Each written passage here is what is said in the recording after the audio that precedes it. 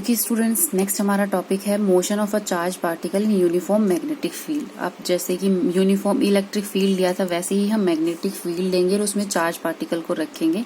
उसका मैं diagram draw कर लेती हूँ। ओके स्टूडेंट्स, ये आपका डायग्राम है। इसके लिए motion of a charge particle in uniform magnetic field, हमने यूनिफॉर्म मैग्नेटिक फील्ड ले लिया है इस डायरेक्शन में, एक्स एक्सिस के अलोंग।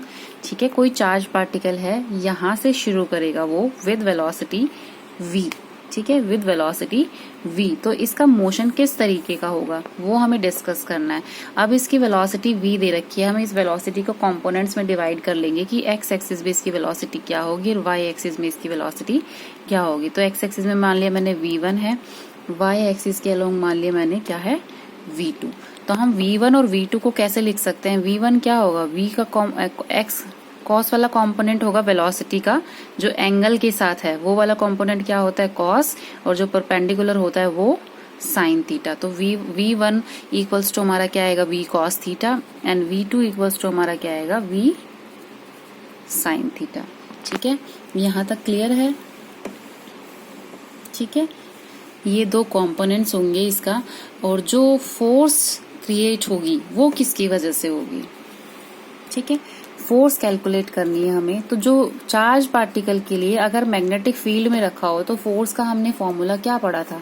हमने पढ़ा था QVB sine of theta, QVB sine of theta. अब V1 वेलोसिटी मतलब x कंपोनेंट के लिए हम अगर हम पढ़ना चाहें तो हमारी जो फोर्स आएगी वो क्या आएगी? मान लिया मैंने F1 मान लिया, Q एज इट इज रहेगा क्योंकि चार्ज कांस्टेंट है, V1 हमारी वेलोसिटी, B भी हमारा यूनिफॉर्म है, कांस्टेंट रहेगा। साइन थीटा की वैल्यू क्या आएगी? थीटा की वैल्यू इसके बीच में होती है? वेलोसिटी एंड मैग्नेटिक फील्ड के बीच में। अब V1 वेलोसिटी हमारी ये है V1, और मैग्नेटिक फील्ड की डायरेक्शन भी क्या है? सेम ही डायरेक्शन में है। तो जो एंगल बनेगा थीटा वो होगा 0। ठीक है, साइन 0, और साइन 0 की वैल्यू क्या होती है? 0। तो F1 हमारा क्या आ गया? 0 आ गया। दैट मीन्स कि वेलोसिटी कंपोनेंट जो फर्स्ट वाला है, ये वाला कंपोनेंट जो है मतलब हॉरिजॉन्टल कंपोनेंट है वेलोसिटी का, उसमें कोई चेंजेस नहीं आएंगे क्योंकि जो फोर्स है उसके ऊपर 0 लग रही है। तो V1 जो है वो कांस्टेंट रहेगी पूरे टाइम, कांस्टेंट। और ये है क्या? Horizontal component of velocity. ठीक है, हॉरिजॉन्टल कंपोनेंट ऑफ वेलोसिटी। अब हम सेकंड के लिए बात करते हैं। सेकंड के लिए क्या है? सेकंड वेलोसिटी का जो कंपोनेंट है V2 जो परपेंडिकुलर लग रहा है, इन दोनों के बीच में मैग्नेटिक फील्ड और V2 के बीच में एंगल कितना होगा? साइन 90। तो हम क्या लिख सकते हैं? QVB V2 B sine 90 degree. अब ये हमारी मैक्सिमम वैल्यू होती है, तो QV2 B आता है। जो फोर्स आएगी हमारी वो क्या आएगी? QVB2। इस इक्वेशन को हमने मान लिया, ये हमारी फर्स्ट इक्वेशन हो गई और ये इक्वेशन हो गई हमारी सेकेंड। ठीक है, इन दोनों इक्वेशंस के बिहाफ पे हम निकाल सकते हैं कि कितना इसके ऊपर वर्क डन होगा या फिर इस वेलोसिटी को कैसे मूव करा सकते हैं। ठीक है, अब हमारा मैंने कॉन्सेप्ट बता दिया। आपके पास एक फोर्स है 0, सेकेंड फोर्स है आपकी QV2B। अब इस पार्टिकल के ऊपर कितनी फोर्स लग रही है? हॉरिजॉन्टल डायरेक्शन में ये मूवमेंट करता रहेगा कांस्टेंट वेलोसिटी से, मतलब कि इस डायरेक्शन में तो कांस्टेंट वेलोसिटी के साथ मूव करता रहेगा। और इस डायरेक्शन में इसके ऊपर कितनी फोर्स लग रही है? QV2B। तो ये इसको कैसे मूव कराने की कोशिश करेगा? ये सर्कुलर पाथ में मूव कराने की कोशिश करेगा। ठीक है, और जो यहाँ पर वेलोसिटी चेंज हुआ है, वेलोसिटी की डायरेक्शन में चेंज हुआ है सिर्फ, क्योंकि वेलोसिटी की जो वैल्यू है वो तो कांस्टेंट रहेगी, लेकिन सिर्फ चेंजेस क्या हुए हैं कि V1 और V2 में कंपोनेंट में डिवाइड कर दिया, तो ये तो हमारी इसी डायरेक्शन में चलती रहेगी कॉन्स्टेंटली, और सिर्फ चेंज क्या हुआ है? डायरेक्शन चेंज हुई है। तो इसका जो पाथ होगा वो इस तरीके का पाथ फॉलो करेगा।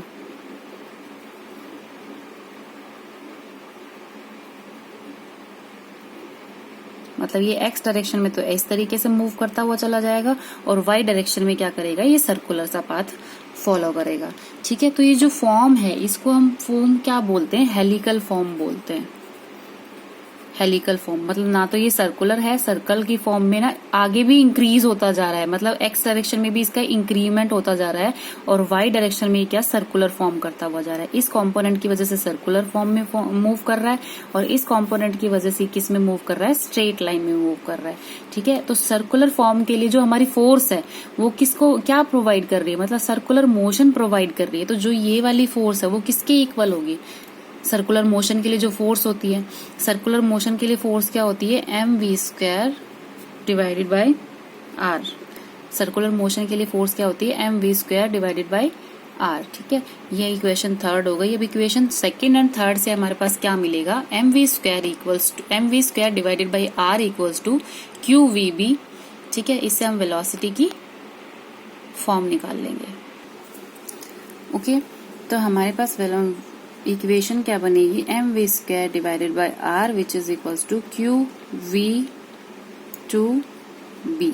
अब यहाँ पर जो mv है ये भी क्या होगा, v2 ही होगा, क्योंकि सिर्फ इसी कंपोनेंट की वजह से क्या हो रहा है, हमारी सर्कुलर मोशन प्रोवाइड कर रही है। यही वाली वेलोसिटी है जो सर्कुलर मोशन प्रोवाइड कर रही है, तो इसको हम v2 से ही रिप्रेजेंट करेंगे। ठीक है, अब इसमें v2 से एक v2 कैंसिल हो जाएगा, हमारे पास v2 की वैल्यू क्या आएगी, qbr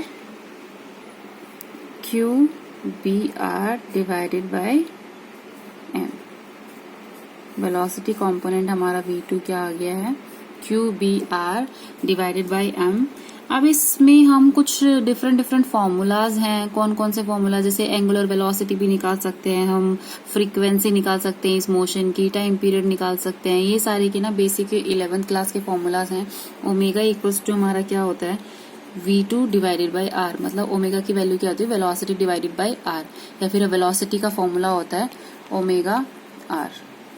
ठीक है, अब हमारे पास ओमेगा की वैल्यू आ जाएगी, ये वैल्यू सब्स्टिट्यूट करने के बाद फिर हमें क्या करना है, न्यू की वैल्यू अगर निकालनी हो, न्यू होती है फ्रीक्वेंसी, तो फ्रीक्वेंसी किसके इक्वल होती है, ओमेगा बाय 2π।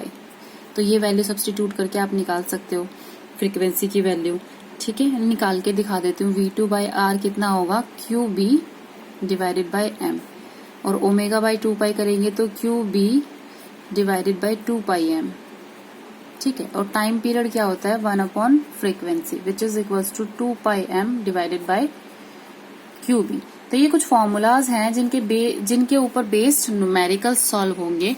ठीक है, तो ये फॉर्मूलाज आपको याद रखने हैं, और जो path followed by the charge particle होगा वो क्या होगा, हेलिकल पाथ। ठीक है, हेलिकल पाथ क्या होता है कि सर्कुलर मोशन भी हो रहा होता है और एक्स डायरेक्शन में भी कुछ ना कुछ मूवमेंट हो रहा होता है, और ये दोनों कंपोनेंट की वजह से है, वेलोसिटी का जो हॉरिजॉन्टल कंपोनेंट है उसकी वजह से हमारा स्ट्रेट लाइन मोशन हो रहा है, और जो परपेंडिकुलर कंपोनेंट है उसकी वजह से हमारा सर्कुलर मोशन हो रहा है। तो जो दोनों का कॉम्बिनेशन आएगा वो आएगा हमारा हेलिकल पाथ। ओके स्टूडेंट्स, तो चार्ज पार्टिकल के यही दो कॉन्सेप्ट हैं, इलेक्ट्रिक फील्ड में किस तरीके से मूव करता है और मैग्नेटिक फील्ड में किस तरीके से मूवमेंट करता है। ठीक है, thank you students, that's all for today. Next lecture में हम पढ़ेंगे साइक्लोट्रॉन एंड लॉरेंज फोर्सेस।